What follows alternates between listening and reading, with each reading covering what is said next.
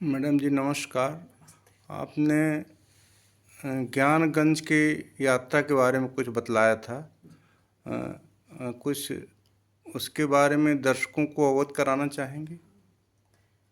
मैं बहुत दूर तक तो ज्ञानगंज में नहीं जा पाई, लेकिन हाँ, जहाँ तक मैं गई हूँ मैं उसका विवरण बता सकती हूँ, क्योंकि उसके आगे की हम लोग के लिए पात्रता नहीं रहती, उसके लिए पात्रता की ज़रूरत पड़ती है। और वहाँ तक जिस जगह तक मैं गई हूँ, जहाँ मुझे जो जो दिखा मैं उसका आपके बारे में बताऊँगी। हाँ। और कैसे मिला, कामाख्या के एक संत आके और जी जी मुझे बताएं लेके गए। वो है। तो मैं अध्यात्म से शुरुआत से मैं जुड़ी रही, और ठीक। अभी मेरा भक्ति मार्ग ही ज़्यादा चलता है, बाकी मैं गृहस्थ हूँ। ठीक है। तो कामाख्या के संत हैं वो, उनके नाम तो मैं नहीं जानती, लेकिन मेरे घर में वो 3 दिन तक मेरे पास रहे, 3 से 5 दिन के बीच में। वो हो सकता है उनके जो साधक होंगे वो जानते होंगे, बड़ी सी सिंदूर की बिंदी लगाते थे और मेरे पास आए, बोले तुम चलो, मैं तुम्हें ज्योतिष के रहस्य, ज्ञानगंज के विषय में और पराविद्या के बारे में मैं तुम्हें कुछ बताना चाहता हूँ। तो मैं बोली नहीं महाराज, मैं गृहस्थ हूँ, मैं इतनी ज़्यादा ऊंचाइयों पे नहीं पहुँच, मैं जाना ही नहीं चाहती। मैं अपने में खुश हूँ, जो मेरी पूजा पाठ है वही बहुत है। 3-4 दिन लगातार मुझे बुलाने आए, लेकिन मैं नहीं गई। मैं बोली नहीं, मेरे पास जिम्मेदारियाँ हैं, मैं गृहस्थ हूँ, मेरे बच्चे हैं, परिवार है, नहीं गई। फिर 5 दिन तक तो वो मेरे पास आते रहे। फिर एक दिन दोपहर के टाइम में मैं सो रही थी, तो पता नहीं कौन 2 लोग आए, तो उन्होंने मेरे 2 पैर पकड़े, 2 हाथ पकड़े और मुझे। ये सभी काम आप स्वप्न में देखती हैं ना? हाँ। स्वप्न का विवरण बता रही हैं? हाँ, नहीं वैसे मुझे हाँ, साक्षात भी दिखते हैं, ऐसा कुछ नहीं। लेकिन स्वप्न में ही दिखाई देते होंगे ना? हाँ, सब पता नहीं ठीक है। बात। हाँ चलिए। तो उसके बाद क्या हुआ, वो मुझे ले गए, एक सुरंग में ले गए।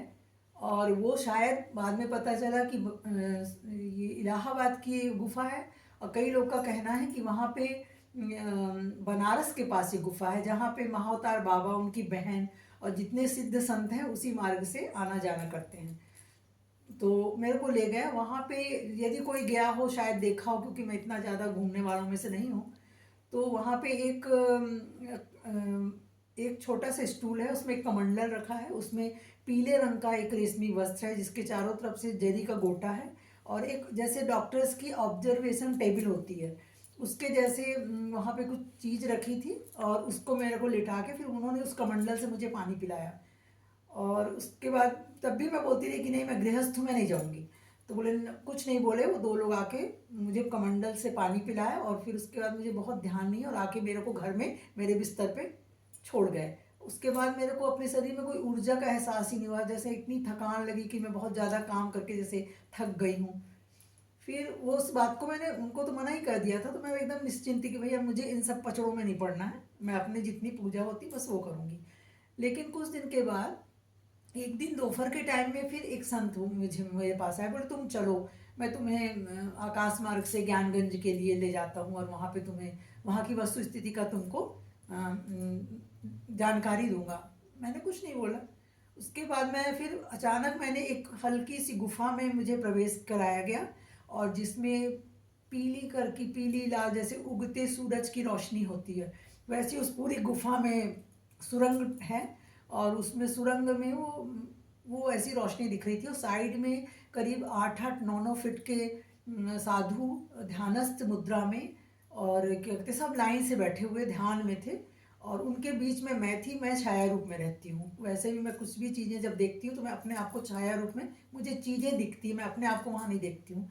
और यहाँ मुझे अपना एहसास समझ में आ रहा था उस सुरंग में मैं हूँ। और एक गाय मुझे दिखी, और मुझे ऐसा लगा कि जैसे उसके आगे पे पूरे अच्छे वृक्ष हैं, बहुत संपन्नता है वहाँ पे। और जो भी जिनको उसकी पात्रता होती है वो उनके पास आते हैं, और उनके ऋषि मुनियों के पास फल फूल रख के चले जाते हैं। लेकिन मेरी शायद उतनी पात्रता नहीं थी। और उसमें उसके में बाद में मुझे ये भी पता चला कि वहाँ निवस्थ होके जाना पड़ता है, और शायद मैं उसके लिए तैयार नहीं थी। और इसके प्रकार मैंने पूरा ज्ञानगंज देखा, वहाँ के साधुओं को देखा, और वास्तव में ज्ञानगंज है। और उसके ज़्यादा मैं इतनी ज़्यादा अपनी सिद्धियों को बढ़ाना नहीं चाहती थी, और जिसकी वजह से फिर मैं उस अपने अपने पूजा पाठ में लौट आई। लेकिन हाँ, मुझे ये अनुभव हुआ है। और बाद में किसी ऋषि मुनियों से हमको पता भी चला कि वहाँ रामचंद्र जी भी हैं, बंकिम जो अपना राष्ट्रगान लिखे हैं। बंकिम चंद्र चट्टोपाध्याय। हाँ, कौन? बंकिम चंद्र हाँ, वो चट्टोपाध्याय। भी हैं। और उसके बाद में जितने विशिष्ट लोग हैं अपने यहाँ के, जो साधु महात्मा हैं जो बहुत उच्च कोटि के हैं, और वो सब वहाँ पे हैं।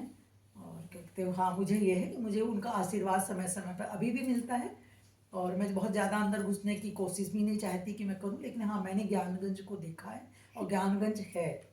बहुत बहुत धन्यवाद मैडम।